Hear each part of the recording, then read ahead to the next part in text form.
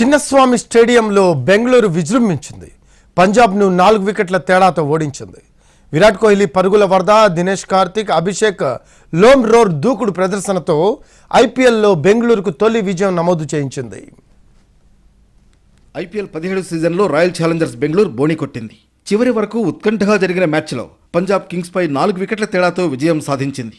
177 పరుగుల లక్ష్యంతో బ్యాటింగ్ చేసిన బెంగళూరు 19.2 ఓవర్లలో 6 వికెట్లు కోల్పోయి ఛేదించింది. అయితే డూప్లెసిస్, కెమెరూన్ గ్రీన్, మ్యాక్స్వెల్ తక్కువ స్కోర్కే పెవిలియన్ చేరారు. కానీ విరాట్ కోహ్లీ ఇన్నింగ్స్ ఆరంభం నుంచే దూకుడుగా ఆడాడు. 49 బంతుల్లో 11 ఫోర్లు, 2 సిక్స్లతో 77 పరుగులు చేశాడు.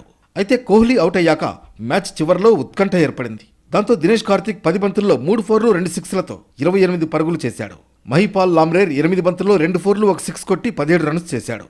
ఇద్దరూ దూకుడుగా ఆడి జట్టును విజయ తీరాలకు చేర్చారు.